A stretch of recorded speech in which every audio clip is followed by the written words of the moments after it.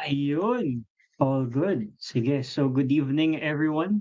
This is Kage Thoughts and you're here with Kage Harry.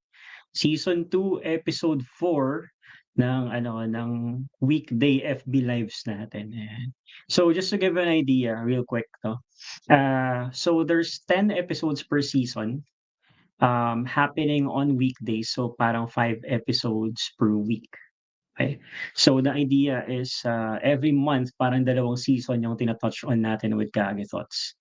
Alright, so, nasaan man kayo ngayon, kumakain, super late dinner or nakakain na kayo, I'll make this real quick. So magta-timer ako ng mas maayos today, and let me start that right now. All good. So, yung topic natin tonight sa episode 4 is condemnation versus judgment. Okay. I'm not really sure if most people know what condemnation actually means, no? Pero to simplify yung dalawa na to, okay, before I fully touch on it. Judgment is like making an observation about something. Okay. And the idea is you can deliver yung observation na yun, constructively or puwede rin naman na kung may mali ka talagang nakita, like puwede mo rin siyang i-deliver na hindi constructive, 'no, like may damage, destructively in a sense, okay? The difference of that with condemnation, and this is actually a micro spectrum, okay? The difference with condemnation is, hindi lang basta merong judgment, okay, that's the first layer of it. They're similar in that merong observation and you can deliver it like constructively, destructively, no? But the difference with condemnation is this. Um, you are diving into uh, the fact or parang pinapaniwalaan mo or you hold on to the belief na hanggang dun na lang yung sitwasyon na yun at hindi na yun magbabago. Be it for a specific circumstance, be it for a specific person, okay? And sometimes yung kung saan natin nade-direct either condemnation or judgment, dalawa lang naman, eh. It's para sa sarili natin, eh, and then para sa ibang tao, okay? So, why am I touching on this micro spectrum? Bakit micro spectrum? Kasi kung tutuusin like they're similar, but at the same time meron silang enough difference that touches on ano yung pinagkaiba sa actual na experience natin as human beings. So, kailan ka mas nagda-dive into just judgment and kailan ka mas nagda-dive into actual condemnation? Be it para sa sarili mo o para sa ibang tao, okay? So the actual opposite or other side of the spectrum talaga when it comes to judgment is either, like, mercy, forgiveness, or grace. Okay, yun yung mas opposite niya talaga kung spectrums lang yung pag-uusapan. But I'm touching on kaya siya mas micro kasi yung isang side of the spectrum which is judgment, mas nilaliman pa natin ngayon, mas hinimay pa muna natin, okay? Anyway, so here's the thing, just with our common experiences as human beings, um, not sure if most people know, pero our minds are actually wired to be negative. It's actually wired to see kung ano yung mga bagay na mali, yung mga threats sa paligid natin, mga bagay na dapat nating ikatakot, mga bagay na baka sumablay o kaya hindi mag-go according to plan. Like, we are hypersensitive because that's part of our survival mechanism, okay?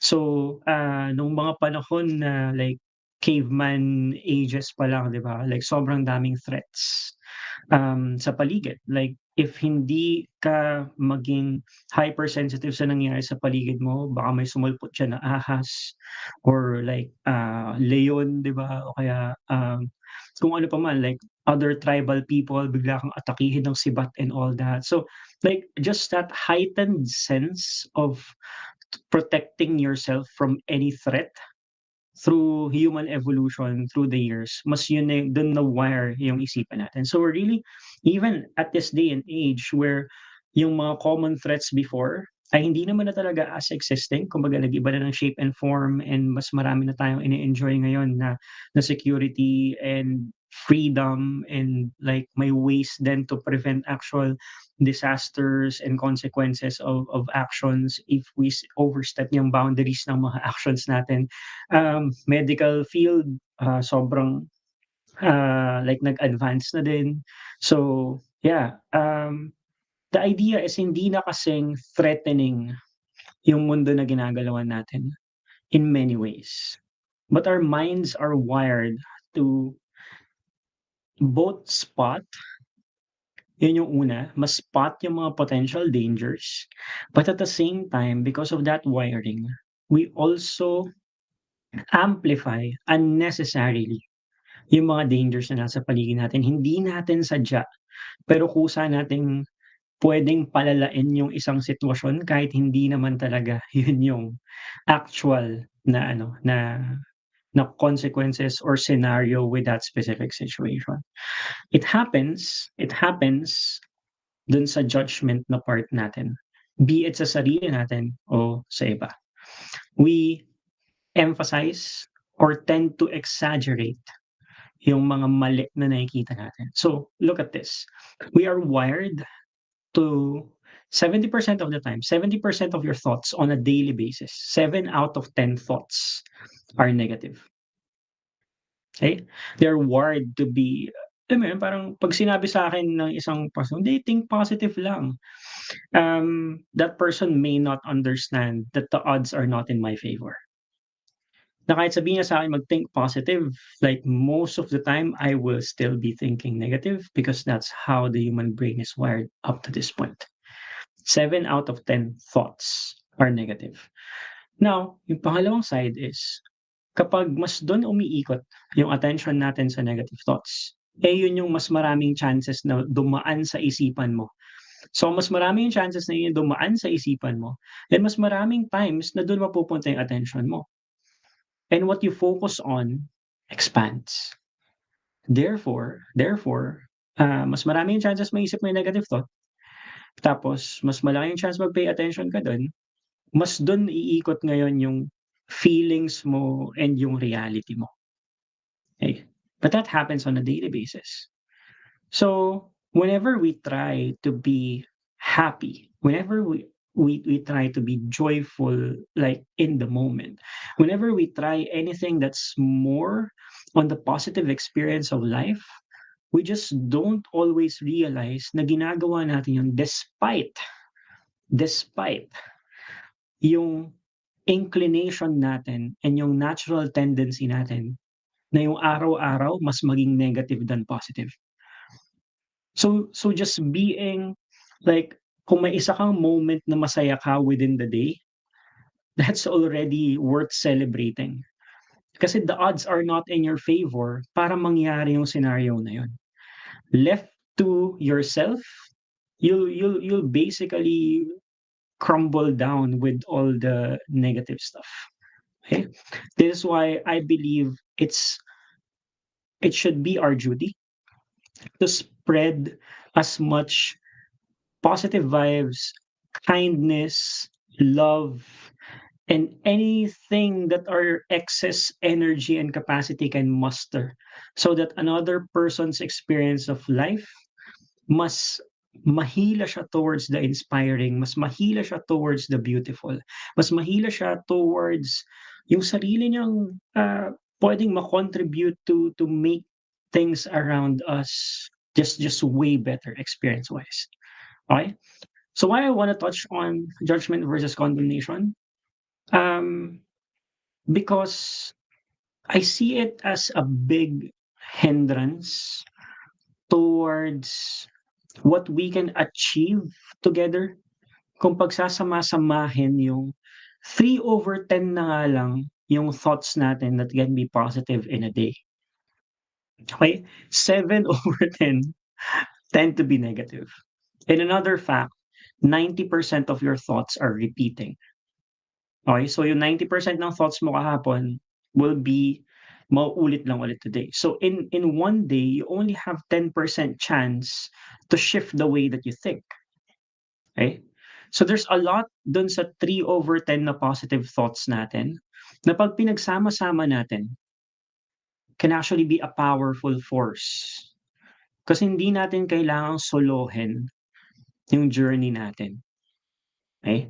And kaya ko 'to tina-touch on kasi, um, I've seen it happen na just one similar positive thought with another person creates like a very beautiful experience together, okay? How much more if there's a community around it? How much more if there's more people na ang mas pinag-uusapan is yung mga bagay that can light up people, okay? There's still room to talk about the stuff na kailangan i-resolve and all. But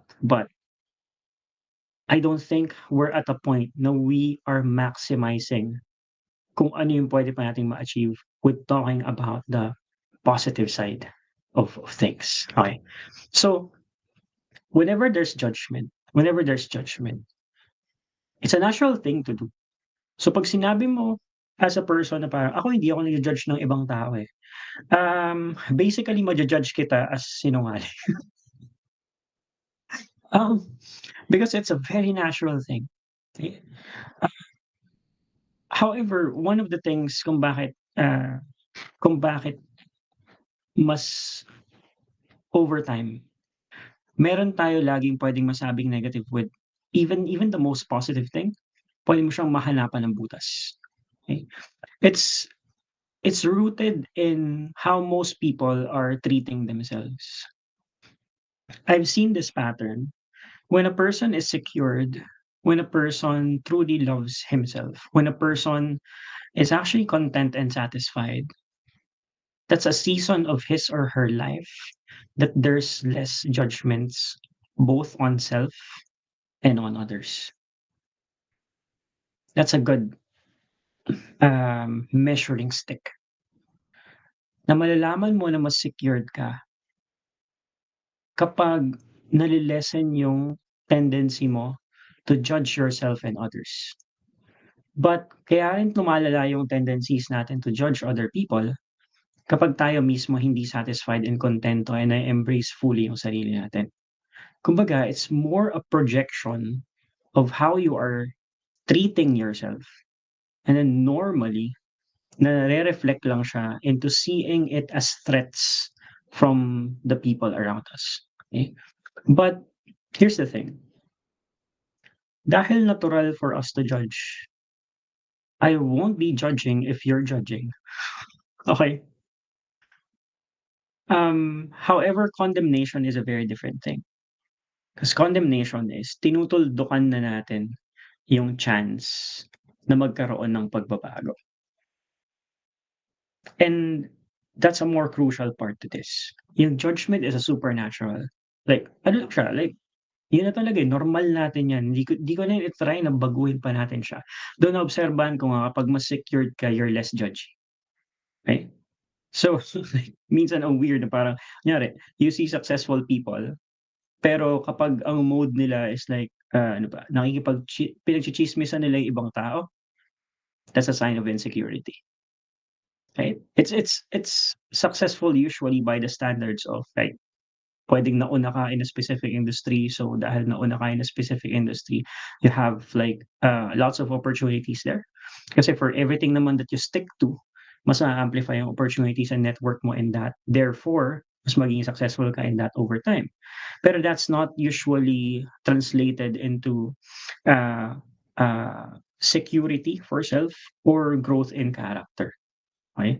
But yeah, the idea is, condemnation is kapag tinuldukan mo na yung chance na magbago yung isang tao. And that can be para sa sarili mo or puwede rin directed towards other people. The tendency to condemn is more a reflection of hopelessness or sinukuan mo na yung sarili mo or yung ibang tao, okey? And like one of the studies, I have like probably 5 minutes before I end. One of the studies na favorite ko, um, it's about marriage and like 15 years before a divorce happens, puwede na siyang ma-predict 90% of the time just by, uh, witnessing, an argument of the couple. Um, I can't remember like how many minutes, pero basically meron silang pag-aawayan, obserbahan sila ng mga scientists using facial expressions and all. And like yung micro facial expressions nila show different kinds of feelings and emotions. Yung mga gestures, facial expressions and all that. And then tinatag lahat ng mga expressions na yun to para makita kung ano yung mga emotions involved in that, argumentative conversation. And puwede na kaagad ma-predict 90% of the time kung maghihiwalay yung couple na yun within the and to me that's fascinating. And the top contributor dun sa emotion na yun, like overall, merong apat and basically it's called the four horsemen of divorce 'no. Pero one of the, uh, biggest, observations there, ito yung top one dun sa apat, na kapag present 'to in a romantic relationship and actually in any kind of relationship din, pasok siya. But especially in romantic relationships for that specific study, if present itong, ah, observation na 'to, itong emosyon na 'to, yun yung pinaka nagpapataas ng chance for that relationship to eventually become a broken one. And that is basically summed up in the word contempt. Contempt. Um, the idea with contempt is basically hindi lang siya basta, "Okey, ito yung behavior niya and I hate that behavior." It's basically, "I hate that behavior and kahit anong mangyari, 'di na magbabago 'yan." That's the contempt side of things, na hanggang dito na lang 'to, wala ng pag-asa 'to. There's a comment from one of my fellow, coaches, um, na it was actually a meeting of coaches and we were asked, "Ano yung tingin mo pinaka mako-contribute o pinaka-okey na characteristic ng isang tao, within this coaching circle?" So we gave basically compliments on each other and then isa sa mga pinakatumatak sa'kin na na observation and yeah, it's a compliment for myself. Sabi sa'kin nung isang coach is, si Harry yung, tao na makakapagbigay ng pinakamaraming chances sa mga tao na magkakamali. Along those lines, non-verbatim, but that's a comment I received. And, that coach doesn't know kung ano yung kung how has that affected me. But I used to be a very impatient person to the point na both in myself, laging excuse ko sinasabi ko is, um, kaya lang naman ako impatient sa ibang tao kasi I hold myself at a higher standard. And because I'm holding myself at a higher standard, I'm I was justifying the way I'm treating people with harshness and to be honest, unrealistic expectations. Um, that happened in family, happened in my romantic relationships, happened in the teams, the employees that I have, business partnerships. It reflected so much of, okay, um, madali akong mag-start ng relationship, pero sobrang dali rin mag-end. Because when a red flag is present, I wasn't there to try to make things better. I was there para tuldukan na kaagad yung isang relationship na yun. And it's it's a bit funny nowadays because the The price I had to pay to reach a point of being better at giving chances to people is actually being better at giving chances to myself. It's lowering the standard for quite some time, or either that, or learning how to forgive myself if I fail yung standard na yun. Because kapag napansin mo 'to, makikita mo yung area of breakthrough na puwedeng mangyari in your life. If you tend to judge, that's totally fine, like work on insecurity. But if you tend to condemn,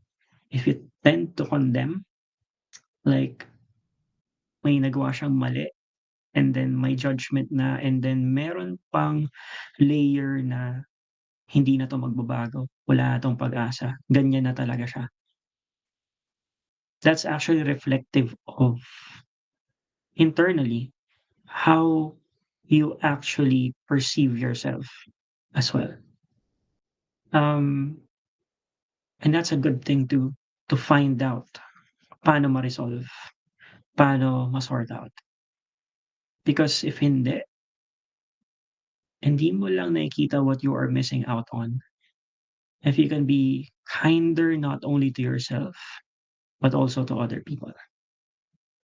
'Cause some ang kailangan lang talaga nila is mapansin nila kung ano yung mali sa kanila or lahat tayo, we're wishing instead of being judged, mas okey na kausapin tayo ng mga tao na 'to, na may nakikita na mali o puwede pang ma-improve with how we are thinking, feeling, deciding, and behaving. So, itong side na 'to of judgment and condemnation, it happens usually internally. 'Di naman usually nalalaman ng ibang mga tao 'yan 'no. But I so appreciate the people in my life na yes, there's judgment, there's observation, pero babanggitin nila sa'kin 'yun so that I can improve that. You will be recognized in your network as a person who cares if condemnation will be eliminated in your life. Judgment will be more embraced in your life, both for yourself and for other people. But the other side is converting it into a skill to communicate it constructively. And I guess I'm ending yung FB Live tonight with that. So, maraming salamat. Conversations like this, I plan to like make it happen more and more inside my free community. It's called the School of Life Systems. And tomorrow I'll be going live again for episode 5 of Kage Thoughts. And just right now, naisip ko lang kung ano yung gusto kong pag-usapan. It's being past-oriented versus future-oriented. Yan. So knowing kung mas nasan ka on those ends of the spectrum can help you plan things out moving forward. Yun lang naman for tonight. Thank you for your time and let's deal with what we need to deal with. And so ako mismo, I'm a work in progress and I'm glad to share my journey with all of you. Thank you. Ciao.